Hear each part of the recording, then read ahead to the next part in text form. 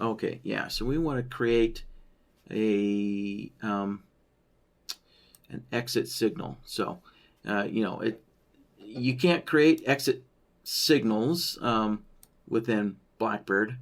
Only Bloodhound can basically create quote signals, but we can create an exit rule in BlackBird here, and it's going to be based on a histogram increasing or decreasing. So if it's a long position, a long trade, then we'd be looking for the histogram bar, something like a momentum indicator, decreasing.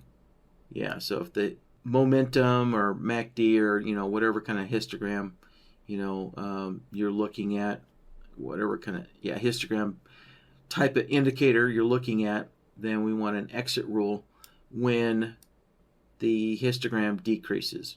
Basically, when the indicator plots decrease, we want to create an exit rule there within BlackBird.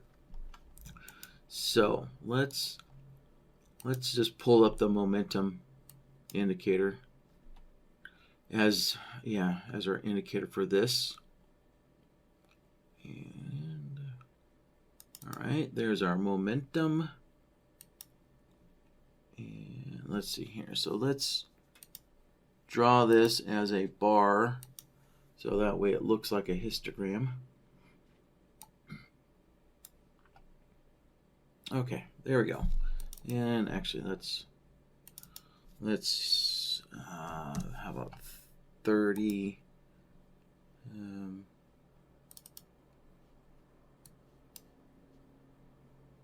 I just want to make a nice smoother looking histogram here. Yeah, oh well, it is what it is.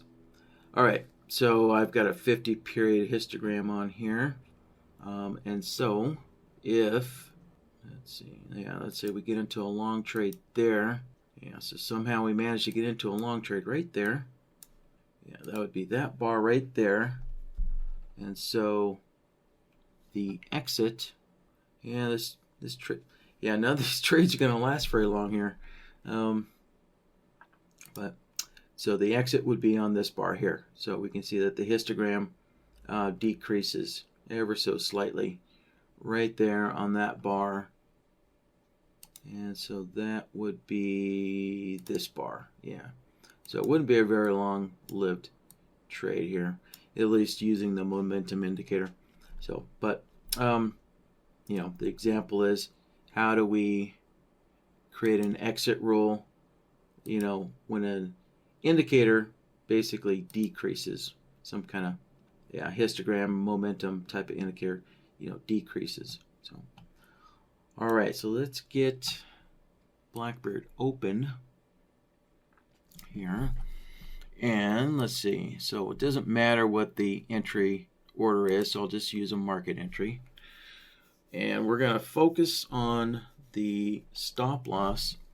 Well, actually, since we're building an exit rule, so maybe this person doesn't want to use a stop loss, so let's use a profit target instead. Right, so I will go and create a large profit target. So let's ramp this up to say 10 ATRs. So it's a really large profit target, right? So there we go, 10 ATRs. So now to build the exit rules, we can go into the trailing actions here, and we can build an exit rule here. So we need to set the mode to custom, and now we can build some custom trailing actions. This is technically this is not a trailing rule, this is an exit rule, but just use the trailing rules here to build this exit rule. And let's see here. All right, so we're going to build a momentum exit. So the key to analyzing, whether your histogram is increasing or decreasing, we're going to use one of the triggers here. And BlackBird only has a a couple of, I guess what we could say are like bloodhound solvers, right? So BlackBird doesn't have, only has a couple of solver-like triggers. So in BlackBird they're called triggers, right? Because you're looking for. So basically, if you think about it, we're looking, or we want to identify when the histogram decreases, from one bar to the next, right? And then we want to trigger an exit rule, right? We want to trigger an exit rule, or we want to trigger some kind of action, and our action is going to be to flatten the position, right? So that's why they're called triggers, So the trigger we want is price versus indicator. And, even though the name is price versus indicator, it's really, think of it like the comparison solver in Bloodhound. It is almost the same as the comparison solver, except, except the differences. But, you have an input A and you have an input B. And those inputs could be anything. So it could be price versus price, or it could be indicator versus indicator. And that's what we want to do here. Oh, wait, actually, yeah, we can do that. Okay. So input A, right, that's going to be our momentum indicator. So we're going to switch the mode from price to indicator. There. So now we can select our momentum indicator. So let's go and find the momentum. Right, there's our momentum.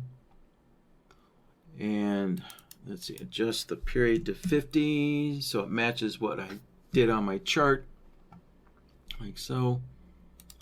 And for input A, let's see, the displacement is going to be left at 0, right? So basically this is going to be the momentum on the current bar, right?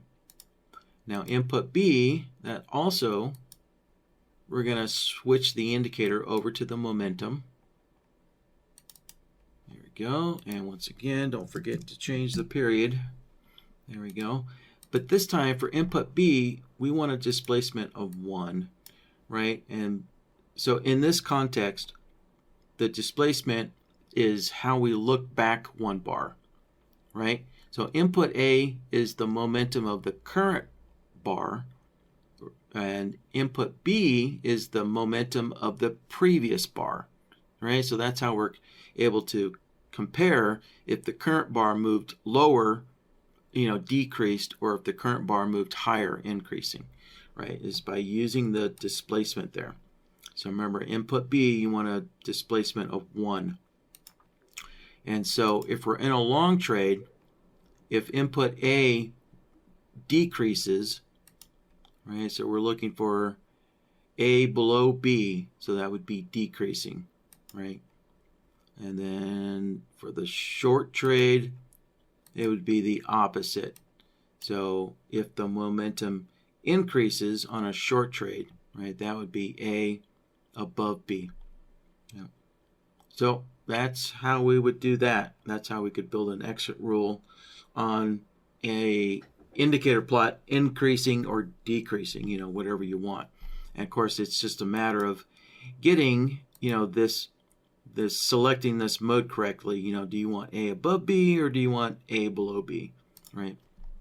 So, and we already discussed this, but the action is, flatten the position, right? So that's how we create an exit rule. And that's it. It's that simple. So let's go give this a test run here. And let's see. Yeah, it looks like maybe the market's moving up here. So let's go long. And we'll just keep an eye on the momentum here. All right, yep, the momentum is still rising. Still rising.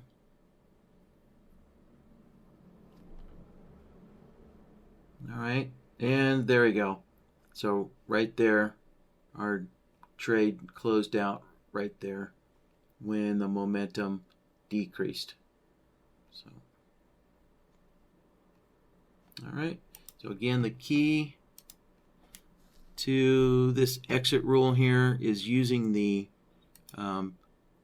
price versus indicator trigger event. And all right, that does it for our first emailed in question there. So